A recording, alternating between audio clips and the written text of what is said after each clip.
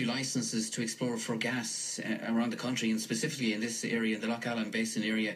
He gave assurances that exploratory licences would not be issued to any applicant companies until the results of an Environmental Protection Agency report were made available, which is not expected to be the case until 2 more years. And we were talking to A.D. McLaughlin from one of the many groups who are opposed to the prospect of fracking taking place in this area. She seemed to be very, very pleased with his assurances. Well, the assurances came from Minister O'Dowd on foot of a parliamentary question from Sligo North Leitrim Sinn Féin Deputy Michell Colreavy, who's on the line now. Deputy Colreavy, good morning to you. Thanks for joining us. Are you as enthusiastic about this response from Minister O'Dowd as the campaigners seem to be? I certainly welcome the announcement by the response to my question by Minister O'Dowd. I had put on the question previously, but the answers I got to me were not explicit commitments that he wouldn't be granting exploratory license until after considering the EPA research. On this occasion, the response, I think, is very clear, so I certainly welcome that there will be no exploratory license granted until such time as the EPA research has been done, the report received and considered. However, and I have made a submission to the EPA in relation to the terms of reference. However, there are wider implications as well, which probably wouldn't fall within the remit of the EPA. And I have contacted the Minister to point out some of those areas that I think require serious research and reports as well. So some of them include public and animal health impact assessment, the assessment? No, that's the obvious one. I mean, the EPA, I think, do not have the expertise, nor is it within their terms of reference to study public and animal health, and this is a very obvious omission. And it will require very skilled people and specialists to carry out this study, and it will require looking at the experience abroad as well. Okay, but there's nothing in relation to analysing the agricultural, food, fisheries, or tourism impact. You know, people talk about the number of jobs, the income that might come in, but within the terms of reference, there's nothing in relation to looking at the adverse impact of bringing in hydraulic fracturing. I also pointed out to the Minister that we need some method to independently verify claims by the applying companies in relation to, for example, the quantities of gas deposits that are there, the projected income to the state, how long the operations would continue,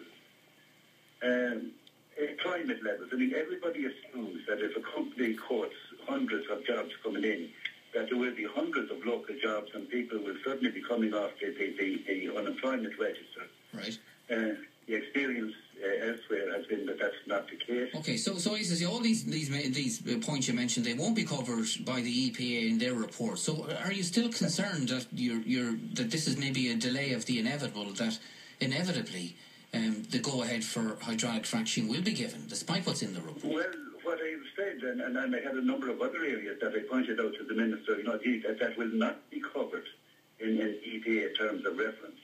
But what I said to the Minister is that I don't see how any government or any minister could even consider issuing exploratory licenses to permit hydraulic fracturing unless and until the additional areas that I've listed for him are fully studied.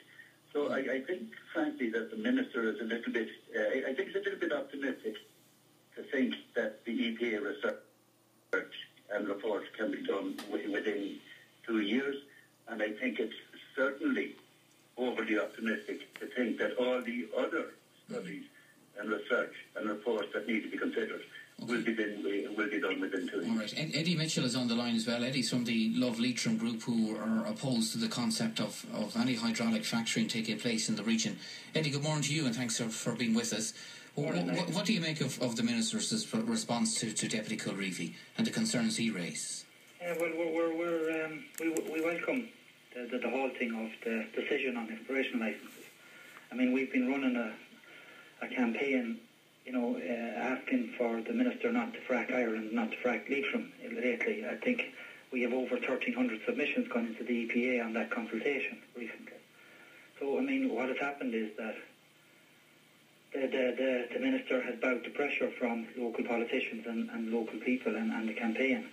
Now, while he has bowed to pressure, he also has bowed to the exploration companies, because he's mentioned there about that there would be an environmental impact assessment. But and that was mentioned at the same time as considering public health and animal health. It's very important for people to understand that environmental impact assessment has been carried out maybe on at least no more than 3 wells in an exploratory as part of an exploration licence. And people have to understand that we're asking for a human health impact assessment on the 9,000 wells that are being proposed, not on one well.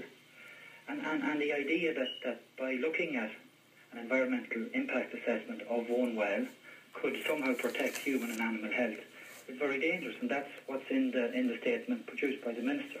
So while we welcome the fact that he's halting the decision on an exploration licence, it's very important people understand that a decision in favour of an exploration licence has huge implications for access to land, up to 280,000 acres of land that could have compulsory access. And I would want to add, like Michael Colreavy has been very useful in the last few months, as has Michael Gumsky and Michael, Tony McLaughlin and other people. John Perry worked hard there as well. What we have at the moment is very good cross-party cooperation on this issue. But what we're getting from the Minister is reluctance to meet people in the campaign, reluctance to meet Jessica Ernst in Dublin, even though there was a good cross-party meeting. But is it appropriate he would meet you now? Is the time to meet not after the publication of that EPA report, Eddie? Do you think? Well, you see, we welcome the EPA study of groundwater and earthquakes, but we're really, really concerned now that there's nobody from public health there.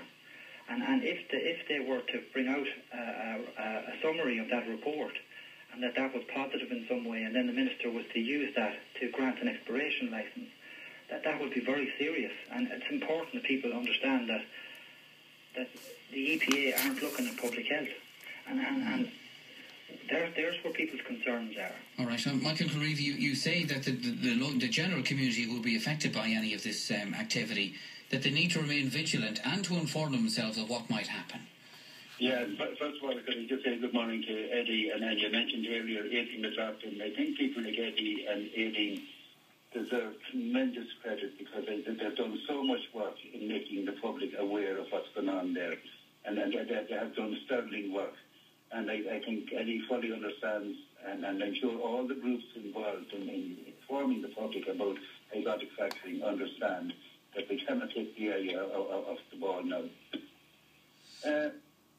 My view is that there are a whole series of studies that need to be done. It's very welcome that the Minister has given us commitment that he will not issue an exploratory licence until the EPA report comes in and is considered.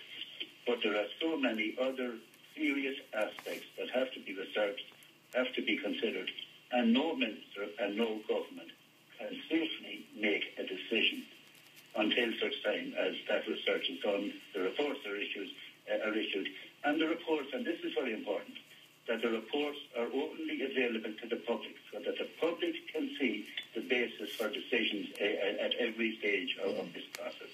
All right, we'll leave it there. Thanks for joining us this morning, Deputy Michael Colreavy and Eddie Michell of the Love Leitrim group. Just a couple of your comments, just a few of them to finish off. Didn't get around to much of them today for various reasons. Would someone please sort out the wandering horses on the Killarney